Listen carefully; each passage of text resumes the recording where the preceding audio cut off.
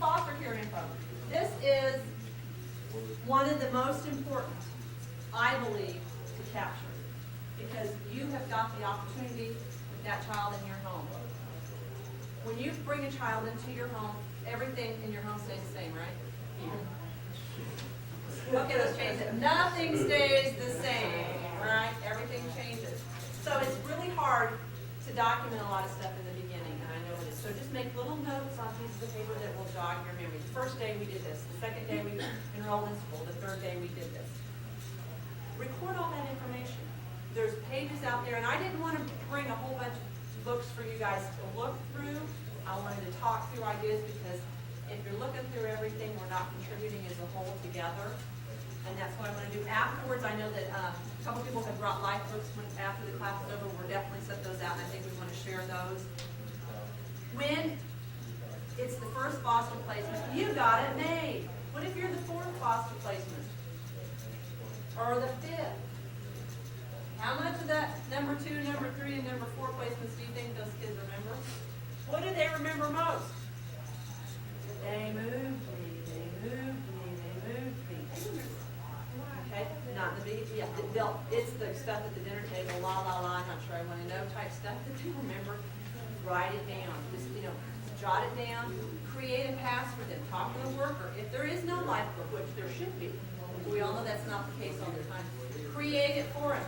Make a page. My first foster placement was. The worker should be able to give you all the information. If she says she doesn't have it, tell her you want it. And tell her you want it again, and again, and again, and again. Contact those people. Huh? Are you talking about this, when you take children, there should be a life? Yes. Theoretically, that is part of our responsibility as a foster parent, is to help document that child's life. Now, we all get busy, and I sent pictures but no writing. Okay, at least it's something, because we all know what we could get from pictures just a little while ago in that simple exercise. You can make up stuff from pictures. Oh, you looked happy, whatever it was. He loves his papa. He's cute. He's got great eyes.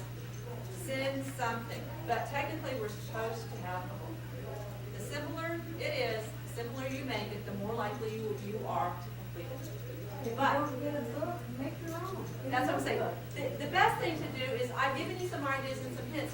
Take a blank sheet of paper, write on here, first foster home, the name of the foster parents. Who did you live with? Who else lived in that home with you? Blah, blah, blah. What school did you go to? The worker should be able to tell you all that. So take it upon yourself to help that child. If you get a placement of a child who's been in your home that is brand new to you, that's been around in the system. Because that is some information that will be helpful to them. And, I lived with 5 different people before you adopted me, Darla. I lived in 5 foster homes.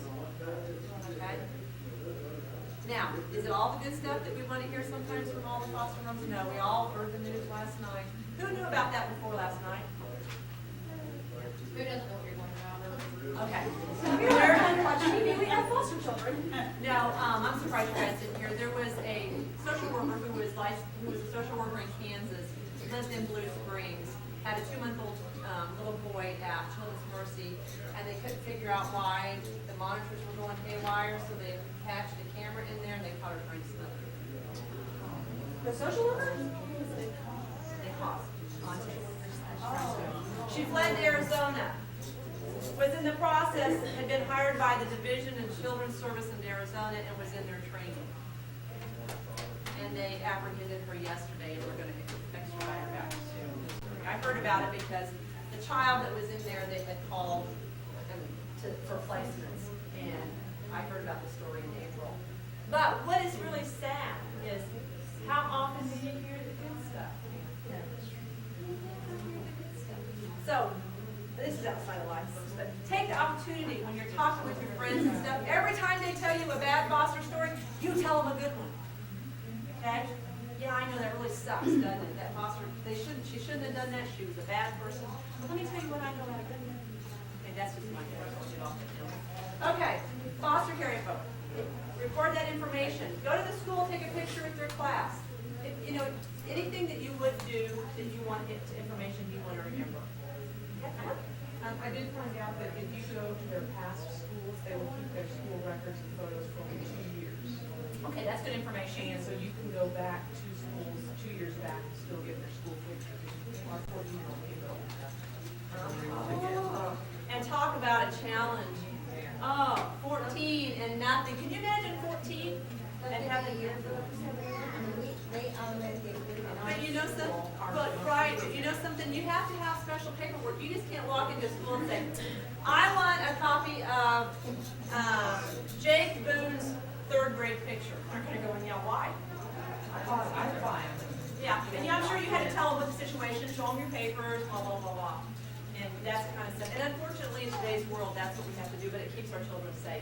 You know, I had an experience. I went, I don't know if you have here, but Interstate Studios does school pictures. They have one where we live. And I had to write paperwork and I went in there and they gave me my son's back school pictures from. Awesome. Like, you know, before I ever knew anything about it. That was, you know, because what happened then. That's a great idea. We do life touch here at the school. Pardon? Life touch is the school pictures. And, well, they sent me some paperwork and I filled it out saying I take liability, this is, you know, whatever. And then because they had to send it to me, I don't remember any way that I had to do it. So that But they, it was doable. You that's know. awesome. So remember this for the teenagers that you get. When the kids are in your home, these are some of the questions that you want to fill out for them. How old was I when I came? How old was I when I left? Where do they live? Do they live in a neighborhood? Do they live in an apartment? Who do I share a room with? Who else lives in the house? Who are the other important people? Friends, family. What fun things did we do together? What were the holidays like? What I liked about the home and what I don't like. I don't like when she makes me make my bed. I don't like it when she makes me take a bath. Okay, that's fine. Kids don't like everything. It's just life, you know. But that's kind of fun stuff to look back on, you know. And then the hard one is, why did I leave this home? If the 14-year-old is leaving your home to get adopted, what a great thing to do. I mean, you know, I left this home was, I left it, I mean, left this home because I was going to get adopted. What a great thing. What a celebration. And then look what they take with them. So, everything that we talked about, if you could go back, was this 14-year-old, was she in foster homes before? Yes, she was 2. And she had nothing. Now, how pathetic is that? But can't you get your worker to tap into some of those people have pictures? All those homes. And that's what I would ask. Have you called them personally yourself and asked them? And you haven't got cooperation? Some of the ones that we used to have information on, that their phones are disconnected, they have foster parents. Were they here in Missouri? Still in Arizona. Yeah. I love it, I love it. Okay. Use color, use paper, use words. I mean, how did you feel when you walked in this room today?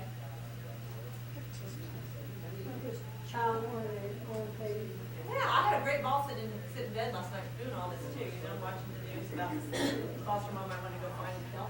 Anyway, it just makes all of us look bad when somebody does that. And I just said that on the tape. Hi, Gary. Anyway, use color, use words, use things that are fun. Kids love color. Kids love stuff that is fun. They love to look at it over and over and over again. Is there anything better than a story about how much somebody loves me? No. What's the first word that children learn to write?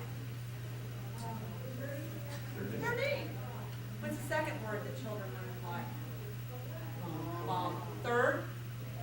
Fourth? Love. Love. I teach school. That's the fourth thing that kids ask me. And if they can't spell it, here, write my name. And they write their name. Write mom, write love, and then they draw a heart around it. Okay? They like to know somebody loves them. Okay? Put it in visual. Kids are visual. Kids want to see it. And if you don't want it to turn out, write those little sleeve protector things and let them just play with it and put it out so they can see it. Don't make your life book and stick it up in the cabinet. Make it and put it on the coffee table. You know? We have a life book, so I brought it today to share with the little boy. We had him for a year, and we made a life book. And we still get to see him all the time because we're sitting around on grandpa. And we have continued the life book for 4 years. Yep. And that's the first thing he asks for when he comes to our house to spend the weekend. Absolutely. He says, I want to see my life book.